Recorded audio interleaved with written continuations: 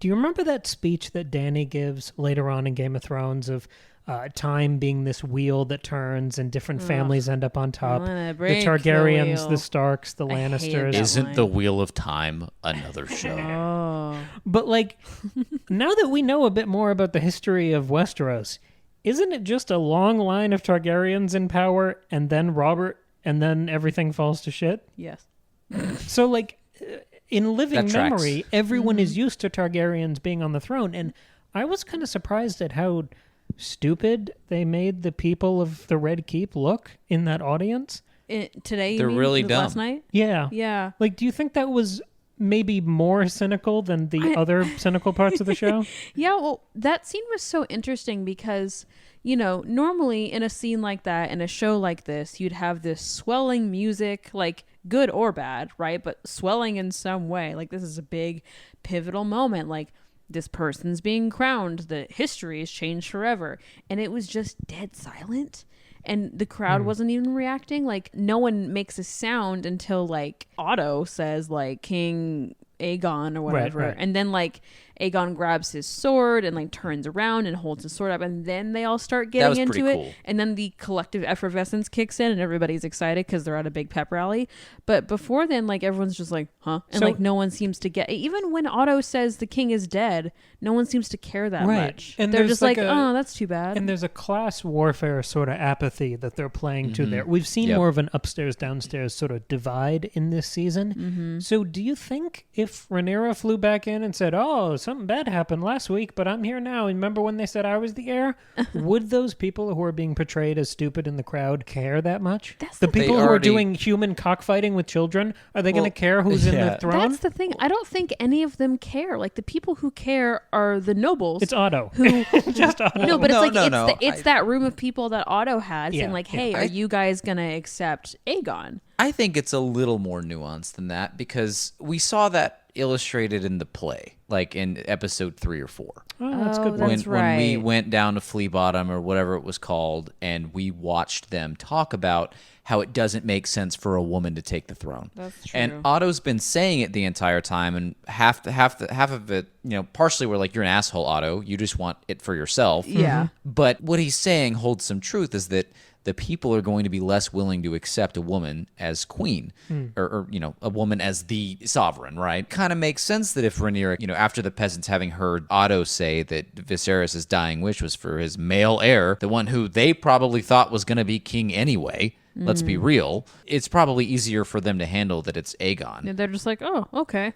Great. Yeah, they're like, yeah, that tracks. That makes sense. Cool. But then if the people are socially conscious and smart, I feel like this scene should have been played with them almost jeering or heckling a little versus just blinking. They were literally herded in there like sheep at sword point. What are they going to do? What do they have to gain by saying, Yeah, it felt like they were playing them down for how active and intelligent they were as like the rest of the realm. Yeah. I don't like, it felt like... It was a little weird, especially when we had spent so much of the episode out in the city, like with Aemond and Kristen, like wandering around trying to find Aegon and seeing all the nasty sides of it. Or maybe seeing them just kind of smirking or rolling their eyes a little. Yeah, I think they just kind of... I don't think it's that they're trying to say that they're stupid. I think they're just trying to say, like, this doesn't affect them now. They're just there doing what they're supposed to do, right? They have been shoved in here. They have absolutely no say in the matter. So, why would they? Yeah, it's not a town We've hall. already seen how the Gold Cloaks, you know, when they were led by Daemon, throwback to episode 1, when he just went through randomly killing and or maiming people just because, you know, he had the itch. They're not going to do anything to make that easier for a Gold Cloak or somebody else in power to do. So they know, they understand the assignment, right? They are going there to fluff up, you know, whoever is being crowned king, and then they're gonna go, you know, cobble their shoes and get back to their everyday life and watch children scratch each other's eyes out, right? It reminds me of Dany when, like, she's grown up her whole life being told that, oh, in Westeros, people whisper about how they can't wait for their queen to come back, and she has this horribly naive understanding of how the Westerosi people see her, and then she gets there and they're all like, who the fuck are you? Like, Right. Yeah. we're trying to not die in this war. Like, what are you doing here? And I think that's sort of what's happening. Like, Rhaenys seeing that play, not Rhaenys, Rhaenyra seeing that play Right. in like episode 2 or 3, and like having this like, oh no, what if the people don't accept me? And like, in a way, like, yeah, like that's true. Like, those people were hesitant to accept this woman as this heir, but it's been 20 years now. People are used to the idea and they've moved on and don't care. Like, they've got other things going on in their lives. I think there's sort of a built-in difficulty in Game of Thrones, especially as we go into the later seasons. Our characters, even if they started from a place of nobility, look at some of the Stark kids, Arya becoming like this vagrant assassin. All of these people ending up in these different paths. Jon being in this like prison sort of military. There is more class exploration.